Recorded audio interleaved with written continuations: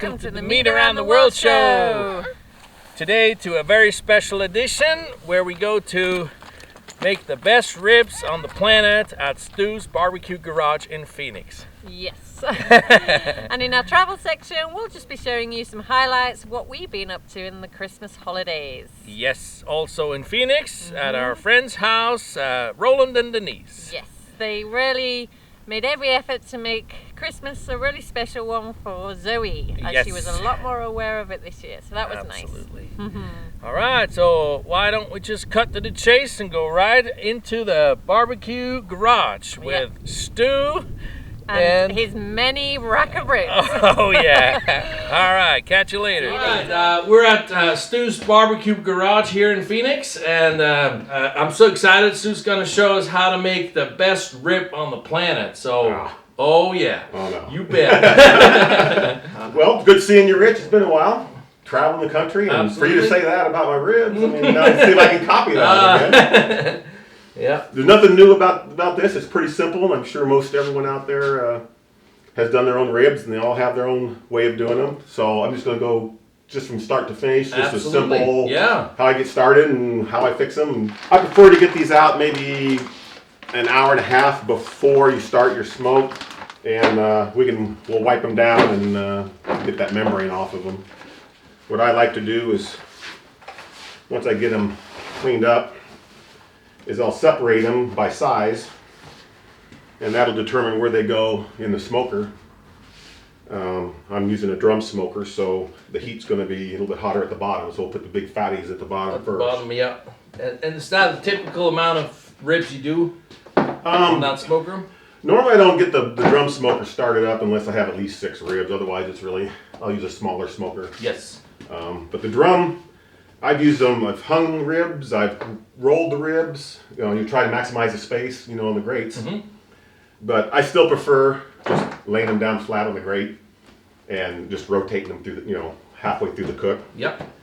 Yeah, the drum smoker is for more my party smoking. Yeah. I get some volume. 6 or more. Exactly. And it gets over that, then I just get the second smoker out.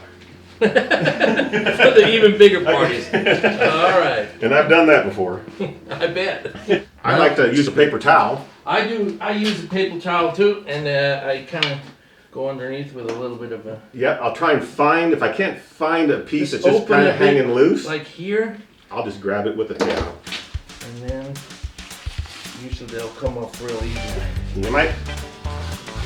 There you go.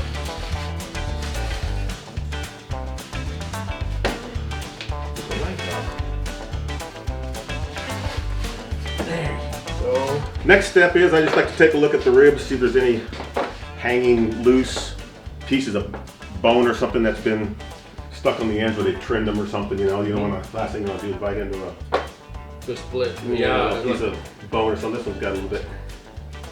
Well, I'll just. You just trim them up a little bit. Yeah, if there's some silver. Make them look pretty. Yeah. Yeah. If there's too much silver skin or something showing on them, or too much of a big fat something hanging off the end that could cause like a fat fire or something. I'll trim that off. These don't look too bad. No. This one's I'd say just pretty them up a little bit.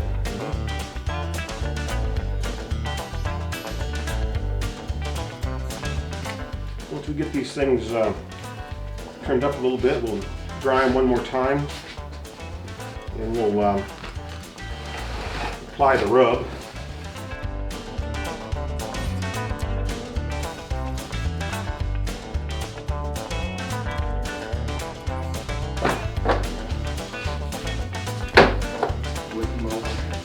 You want to do that one? Get those going? Sure. Garlic jalapeno.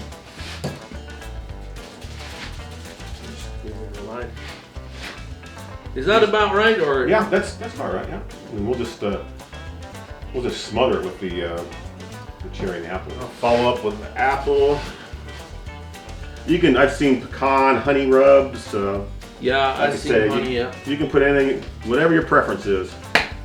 Well, most people probably only use one rub, right? That's true. Yeah, but that's probably another secret to your. Can I go ahead and do? Sure. This is cherry rub here. I used to do one as well. Yep. But there are so many out there, and they're so good.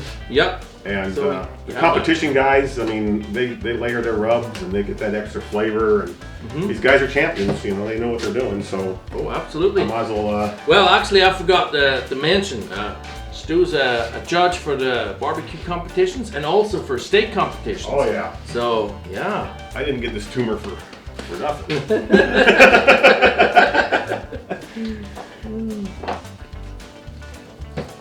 Sides and edges. I like to let these sit for a little bit. You'll see the rub start to kind of melt a little bit into the ribs. Yep. And while that's happening, I'm gonna go out and fire up drums. So these are called, I call them Bufords, but ugly, freaking old recycled drums. Bufords. So I've got the thermometer routed in there. I like to keep track of my upper and lower grate temps. Of course. Yeah, there's a great difference, right? There is. Between the lower grate and the upper one. There is. That's why you put the thicker ribs down low. Absolutely. Yeah, and the thinner one up there. And then you rotate them I do. during I will. the cook, right? Yeah, about 2 hours in, we'll come out and we'll rotate them. Yeah.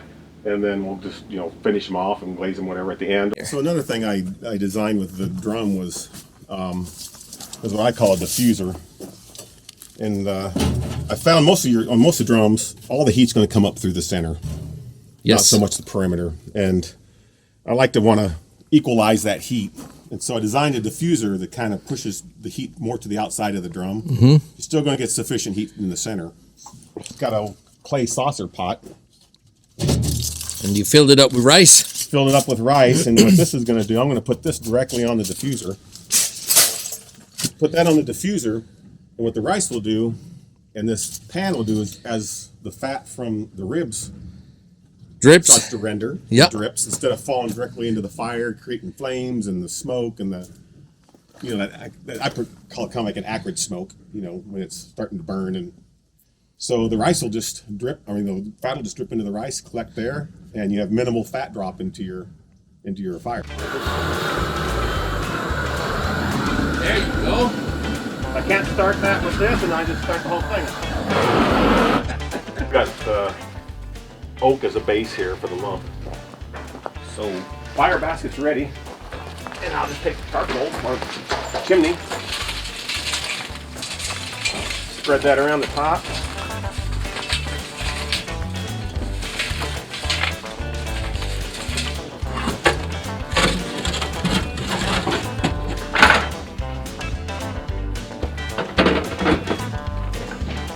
Get the thing up to temp a little bit.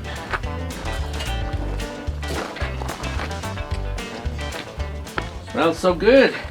You definitely smell it. Yeah. That apple and that cherry burning. Oh yeah. That smoke on there. Kind of get this ribs positioned a little bit.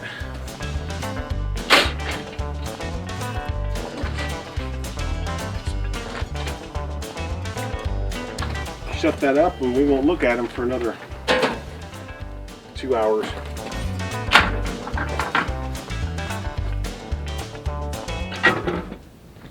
All right, you leave them in for 2 hours now at a temperature, well, first hour at a temperature of 225, 235, Sure. and then you crank it up to 275. Yep. Yeah, I want to open this for 2 hours, and then you and I are going to come here and pop the top, and then we're going to rotate the thicker meats at the bottom.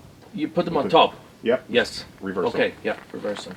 And then that's it. I just run off this lump charcoal. So this is going to get a little bit of smoke here for an hour or so, and that's going to be about it. That's all the meat needs to have out of the smoker here. And we're talking 4 hours in total, 5? 4.5 to 4.5. Yeah. 4.5 is probably what should get them all. Yeah. So first hour with a lot of smoke, applewood and apple and cherry. 235, and then you crank it up to 275 for the remainder of the time, right? Yep. Yep. And then like I say, 2 hours into it, we'll do the reverse and take them, and then near the end, like the getting the third hour, we'll glaze them a little bit. Yeah. Looking good. Wow, look at it. Is it done? Clip it. Yep.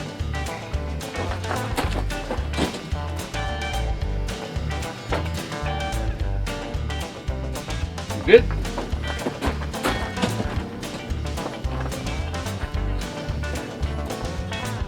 Good.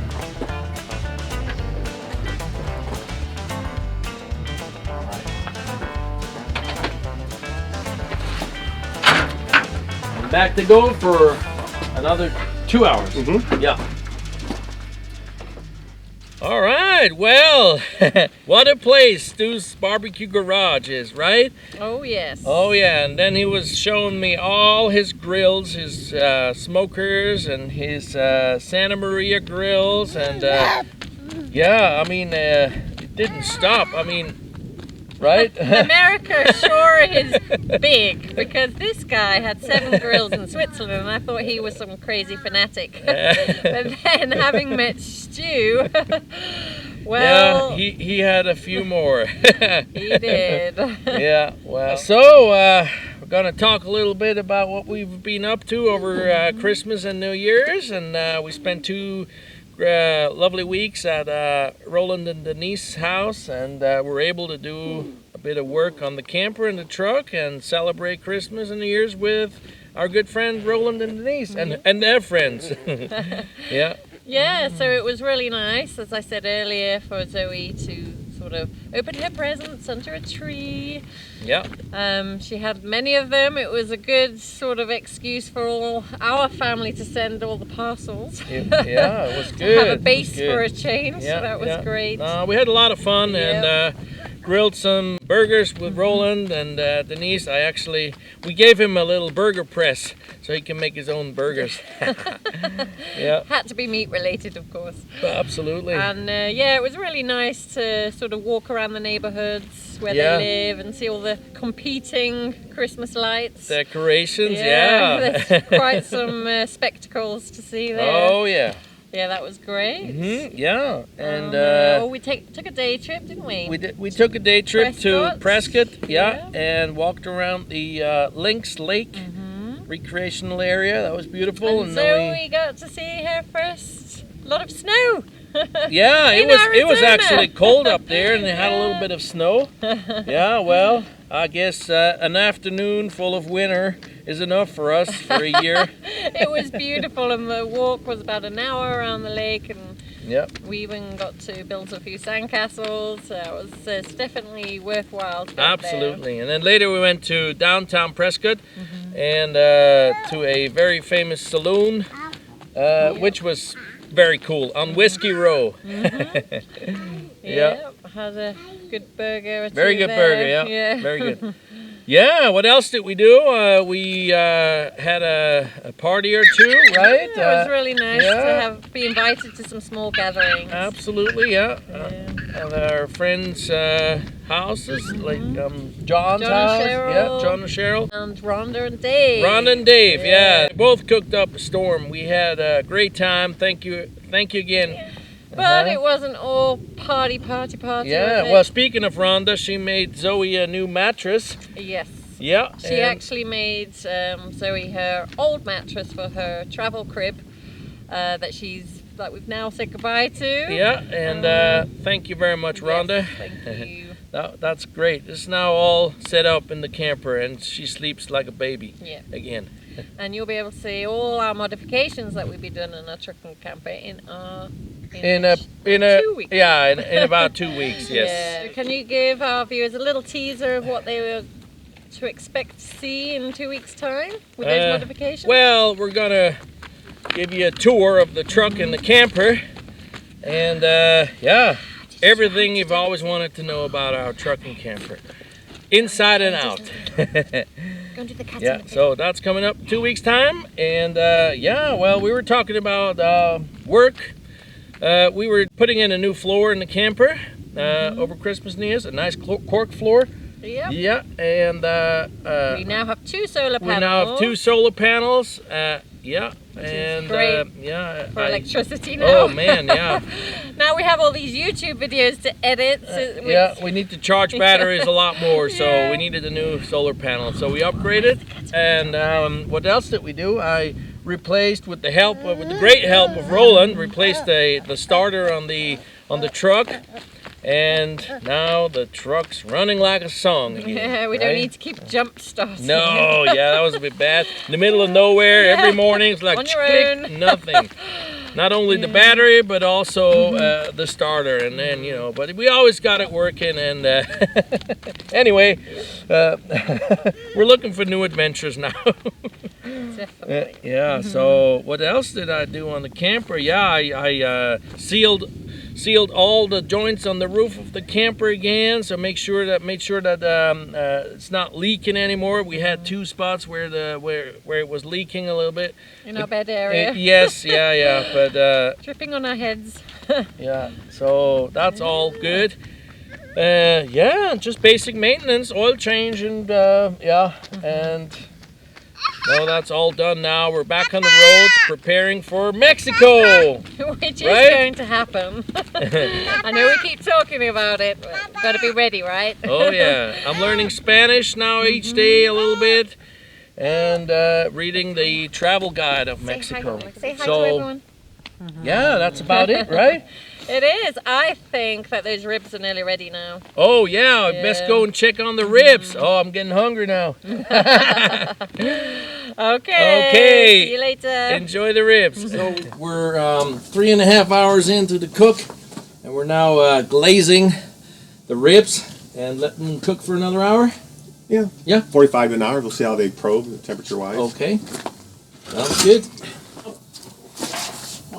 Yep. Oh, it looks so good. Let's go ahead and set that down. Using a little bit of maple bourbon glaze from Keith Riles. I wish we could grab that smell in that video. No, wouldn't it be great to have smelly vision? Oh yeah. Just light glaze. This one's got a lot of maple in it, maple syrup, so it's probably gonna kind of crisp up a little bit. Yep. It's gonna caramelize. Wow, yeah. There you go. Meat. Ooh, 200. baby. I think that all 3 can pull. Wow, that's 200 each. I think we'll pull those 3, and then we'll check the bottom ones. I'm sure they're going to be done too. Absolutely, that's 4 hours straight. Oh, time to pull it off the smoker. Ooh. Wow, that's exciting. Oh, Look at it. Yeah, there we go. You see the sugar, how it kind of bubbles? Yes, that's the Beautiful. That's that maple. That's the syrup. maple syrup. Yeah. And a little bit of fat bubbling up through there. Hey Zoe, come and see. Ooh. You gotta learn how What's to do that, this too. Zoe? Oh, these babies are probing pretty good. Meat. Stew's ribs, the best. Oh, It's in the amazing. They're all entire 200. They are, because they all cooked about the Wow. same. Exactly the same temperature, yeah. Oh, look at it. Oh, Baby's going to fall apart. Oh, it smells so Can't good. have that. Oh, look at this. Oh, look at this. Oh, that's the one. Come to Papa. Come to Papa. Whoa. Zoe, what's that? Ain't that beautiful? We'll just Well, shut her maybe down, put the lid nicely back on, and we'll video. just shut all the valves down, and we'll see whatever fuel's left. And From these guys. you guys start out. Barbecue well done. With a bit of whiskey. Start out with a little bit of bourbon. Just do a little finishing glaze. Just light. This is that little maple bourbon. Kind of Glaze? juice them up a little bit. Yep. And that'll make, I'm going to put a little bit of some rub on it, a little Kansas City rub. That one's about ready to fall apart right now. Just looking at it, about ready to fall Yeah, I apart. know. Look at it. So I finished them off, pulled them right at 200. Yep. After exactly 4 hours, it was. And they might, I prefer a little bit of slight pull on my ribs. Some Yep. people like them to fall off the bone. These Yes. be like right in between. And you'll taste a little bit of that. This has got a little bit of heat, a little bit of sweet in it. So, of course, whatever your preference is at home, you just do what Absolutely. you need to do. Done. Let them sit for a few minutes. I'm going to have to do a little sampling. I think this one needs to be sampled. That one needs to be a sampler.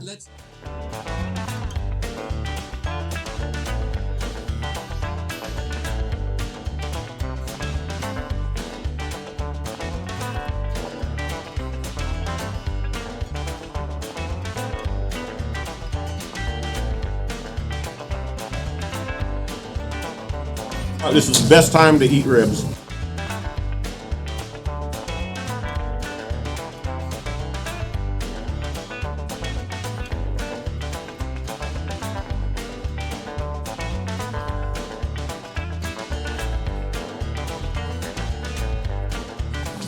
So it ends another episode. Absolutely, the best one. These are the best ribs you can get. Stu's ribs. They're just, look at them.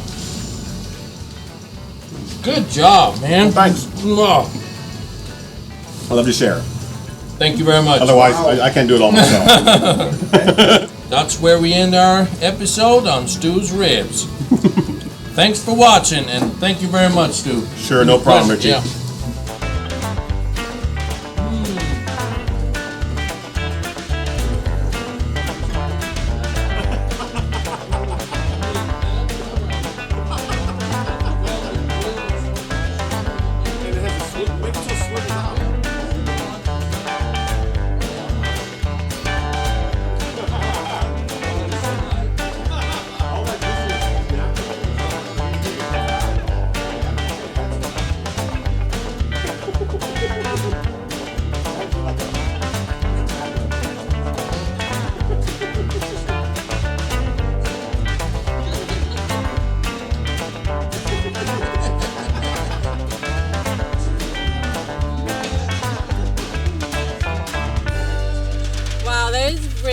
Were to die for. Oh, you bet, man.